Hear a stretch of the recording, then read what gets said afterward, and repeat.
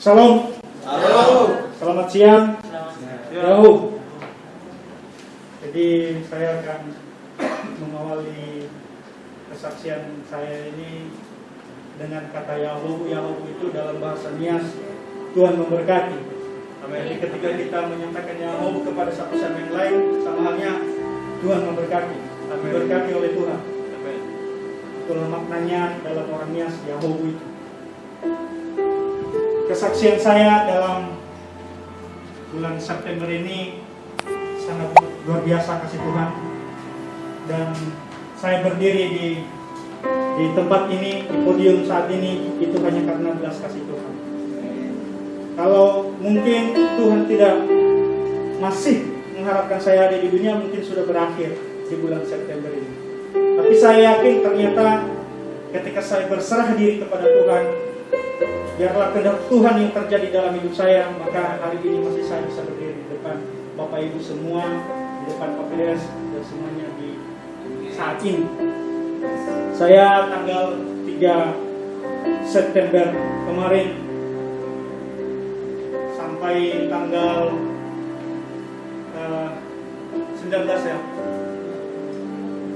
15. Tanggal 3 September saya masuk rumah sakit Hermina dan Mogok. Sakit yang sangat luar biasa. Sakit yang sangat luar biasa. Kenapa? Karena sumber sakitnya tidak diketahui. Karena apa? Ada sakit tapi sakitnya apa belum diketahui. Itu yang saya alami. Semua bagian rongga dada perut ini itu tertikam habis, di sayap saya ditikam-tikam. Yang kalaulah pisau menikam saya, darahnya keluar, ketahuan ternyata saya ditikam, sakitnya ini. Tetapi ini sangat luar biasa. Saya masuk rumah sakit Hermina dan Mogok, sampai rawat inap beberapa hari di sana, ternyata tidak memberikan jawaban. Dokter bilang kita di sini hanya bisa mengatasi sakitnya aja, tapi mengobati belum bisa di tempat ini. Satu pernyataan dokter yang kemudian fisik saat saya di ruang rawat inap membuat saya semakin percaya bahwa apapun yang terjadi, biarlah kehendak Tuhan yang terjadi dalam hidup saya. Dan di rumah sakit Hermina, Bapak Ibu semua, saya mengalami suatu gejolak yang sangat luar biasa sekali, di mana saya harus dihadapkan dengan yang namanya dunia gelap, dan di mana saya kemudian harus berserah diri kepada Tuhan. Saya dalam proses rawat inap di rumah sakit Hermina itu kelihatannya bukan lagi seperti jiwa manusia. Di dalam diri saya itu bukan lagi kelihatan seperti manusia yang apa adanya. Saya harus katakan bahwa ada kekuatan yang sangat luar biasa untuk mencoba menyerang raga saya supaya bisa mengalami suatu penyakit yang sangat luar biasa saat itu. Sehingga di dalam ruang rawat inap itu saya sedang terbaring. Pak PS sempat menjenguk saya, mendoakan saya di sana. Lalu beberapa 2 hari kemudian saya mengalami suatu perlawanan di dalam diri, karena saya sudah berserah. Saya di dalam doa dan penyerahan saya di rumah sakit itu saya sampaikan, Tuhan, jikalau Tuhan masih punya belas kasihan terhadap saya, maka biarlah kehendak Tuhan yang terjadi di dalam hidup saya, melainkan bukanlah kehendak saya. Kalaulah saya harus diambil pada detik ini juga, maka saya sudah siap Tuhan. Itu saya sudah berserah. Karena kenapa? Sakit tidak ketahuan. Sayat-sayatan sangat luar biasa, tikaman sangat luar biasa. Obat sudah lagi bukan obat normal, sudah dosis yang katakan dosisnya sudah dosis tinggi. Kalau sudah dosis tinggi itu artinya obat-obat biasa itu sudah enggak mempan sama dia. Dan enggak mengurangi rasa nyeri kalau dia obat anti nyeri. Pakai dosis tinggi.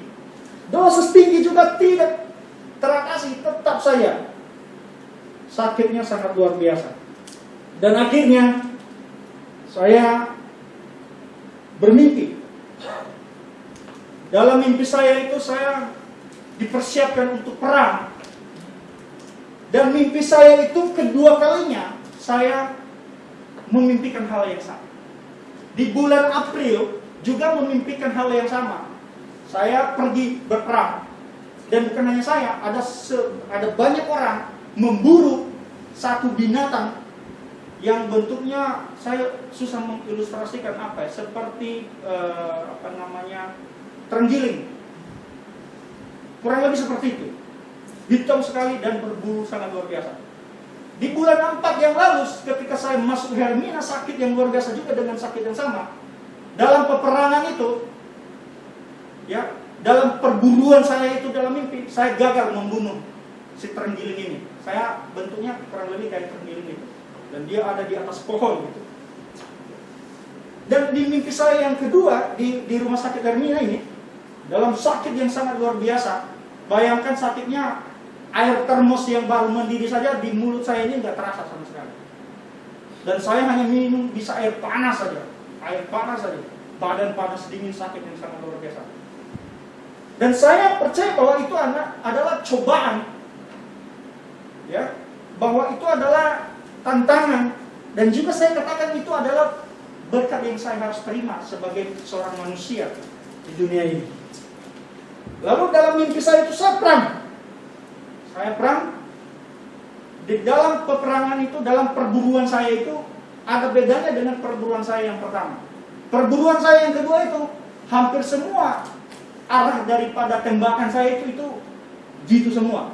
Dan ternyata mimpi saya yang kedua yang terbawa ke alam hitam, saya harus katakan itu, ya, saya berhasil membunuh daripada si terenggiling itu. Dan ketika saya membunuh, ternyata dari sekelompok orang yang sama-sama ikut mau berburu, ternyata tidak semua orang yang memang berkehendak untuk memburu. Ada di antara kita ternyata dia menghendaki, ya, bagaimana itu si binatang tidak mati atau tidak terbunuh di perburuan saya. Akhirnya ketika saya berhasil membunuh dan saya sadar kembali, saya mulai ada sesuatu yang berbeda di dalam diri saya. Dan setelah itu, karena rumah sakit Hermina tidak bisa menangani, saya dirujuk ke rumah sakit Hermina Depok. Dirujuk ke rumah sakit Hermina Depok.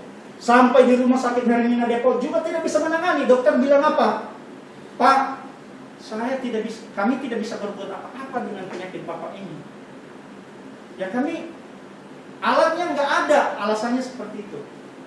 Akhirnya apa? Dia sarankan, saya dokter rumah sakit dari RSCM. Kita tidak rujuk antar rumah sakit, tapi rujuk perseorangan aja. Masuk melalui IGD. Saya masuk melalui IGD-nya RSCM. Masuk di IGD, ternyata padatnya IGD-nya RSCM itu kita hampir tidak dapat ruangan dalam waktu yang dekat. Kita menunggu di bawah itu kurang lebih 2 hari ya, 3 hari atau 2 hari? 3 hari di dalam IGD untuk menunggu.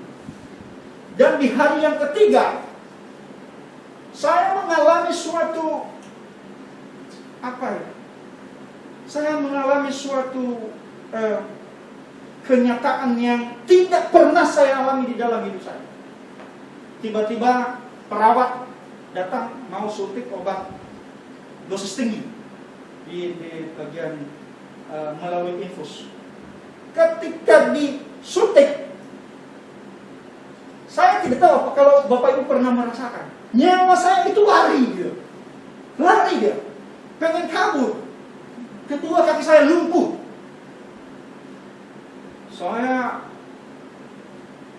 Dan itu kenyataan yang belum pernah dalam usia saya yang sampai saat ini belum pernah mengalami, kecuali di kejadiannya RCM itu.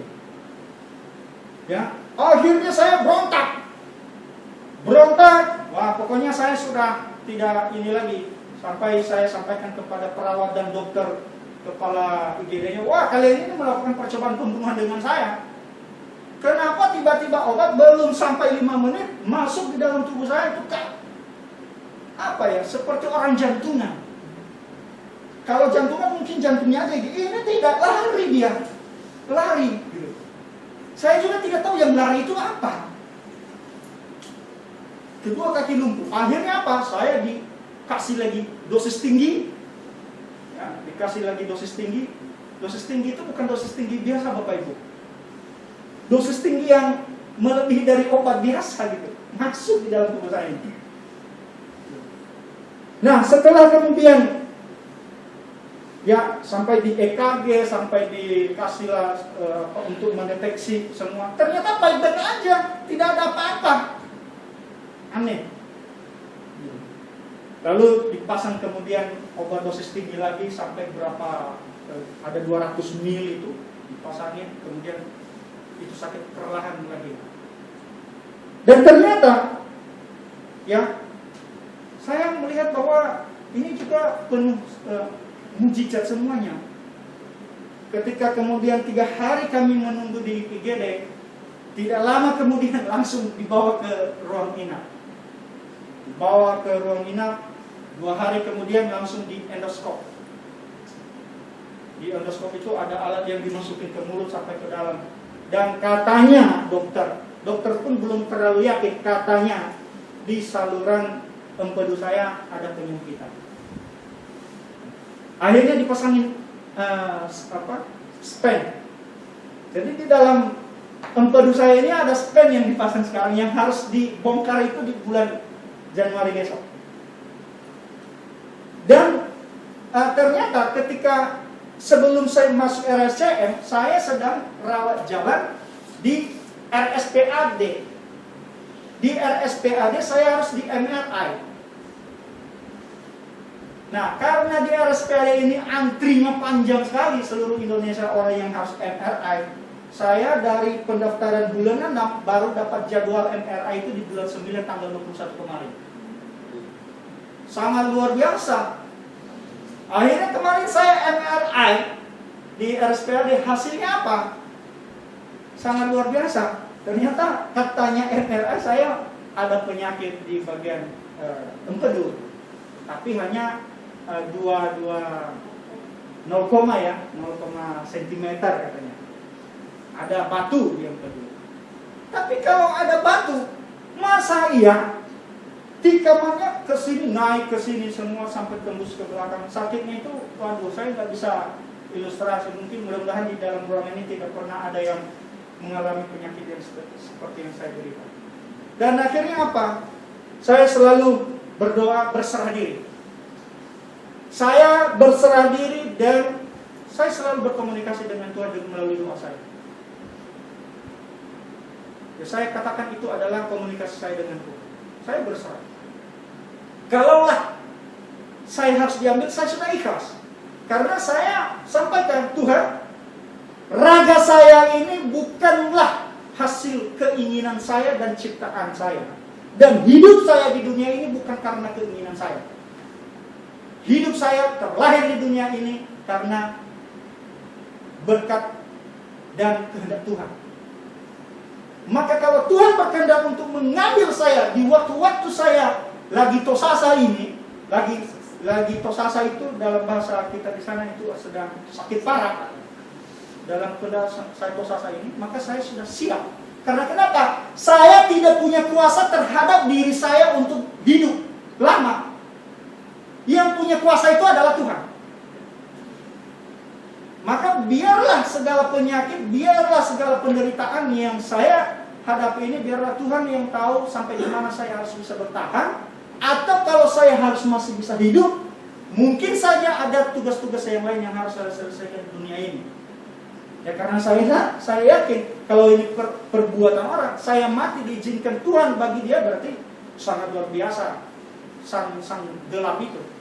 Dan di dalam doa saya itu saya sampaikan bahwa segala bentuk kegelapan, segala bentuk kekuatan apapun yang ada di dunia ini adalah kekuatan-kekuatan yang harus berlutut dan tunduk kepada Allah Tuhan yang saya yakini. Dan akhirnya Bapak Ibu semua, puji Tuhan. Belum beberapa hari saya pulang ke rumah, dirawat jalan. Walaupun saat ini mulai besok lagi saya harus rawat jalan lagi. Jadi saya sedang menjalani proses rawat jalan itu di 2 rumah sakit besar. Satu di RSPAD tentang penyakit dalam, satu di RSCM tentang gastro. 2 rumah sakit saat ini saya harus jalan. Jadi setiap hari itu bolak-balik. Dan saya yakin bahwa semuanya itu karena petunjuk, karena kehendak Tuhan yang terjadi. Karena saya punya keyakinan dalam hidup saya bahwa hidup saya ini akan terus berjalan bagaikan air yang mengalir, bagaikan udara yang tertembus. Maka itulah kehendak Tuhan di dalam hidup saya. Jadi saya bersyukur dan berterima kasih bisa berdiri, bisa bercerita, bisa sharing tentang apa yang saya rasakan di bulan September ini. Dan sepanjang tahun 2021 ini, saya harus katakan bahwa ini tahun penuh dengan berkat dari saya. Amen. Kenapa saya katakan penuh dengan berkat? Penyakit yang terus terjadi dari bulan Februari. Bulan Februari saya dinyatakan positif corona. Saya kemudian melawan corona sampai bibir saya, mulut saya itu nggak terasa. Saya melakukan isolasi dan akhirnya saya melakukan perawatan dan akhirnya saya harus sembuh dari itu. Lalu jatuh sakit di bulan Maret, April, bulan 6 itu sampai di bulan 9 ini. Mudah-mudahan saya yakin bahwa di tahun 2022 bahwa dengan kebangkitan, dengan kelahiran Yesus Kristus yang sebentar lagi kita akan peringati secara bersama di bulan Desember. Mudah-mudahan jiwa saya yang baru lagi akan jauh dari segala tantangan yang seperti itu. Tapi saya yakin lagi, bukan kehendak saya. Ya kalau kehendak saya berarti saya berkuasa di dalam diri saya. Tapi yang berkuasa saya yakin adalah Tuhan di dalam diri saya. Jadi itu saja ya sharing dari saya. Semoga kita semua dikuatkan dalam nama Tuhan Yesus. Saya yakin bahwa tidak ada kekuatan yang lebih hebat, yang lebih dahsyat, yang lebih tinggi selain kuasa Tuhan. Saya mengalaminya sendiri di bulan September ini. Dan saya juga harus menyadari dalam beberapa bulan terakhir, bahkan sebelumnya saya hampir menomorduakan Tuhan di dalam hidup saya. Dari mana saya harus katakan bahwa menomorduakan? Karena saya jarang ke gereja. Karena saya terlalu sibuk dengan pekerjaan, sibuk dengan membela orang lain, sibuk dengan organisasi, sibuk dengan aktivitas ini itu. Saya harus akhirnya menomorduakan Tuhan. Kenapa saya katakan menomorduakan? Karena saya tidak datang ke gereja. Salah satu bukti saya kemudian saya menomorduakan. Dan mungkin melalui penyakit yang sungguh luar biasa yang saya rasakan itu, saya harus disadarkan kembali. Tuhan menyadarkan saya, mengingatkan saya bahwa Indra Nasgaho, kembalilah kepada Tuhan. Maka saya hari ini ke gereja ya, di BLCC ini, kita cinta ini, saya bersyukur sekali, berterima kasih sekali. Semoga kuasa Tuhan tidak akan akan selalu bersama di dalam hidup kami, khususnya di dalam raga saya Indra Nasgaho ini. Semoga senantiasa belas kasih Tuhan akan selalu ada.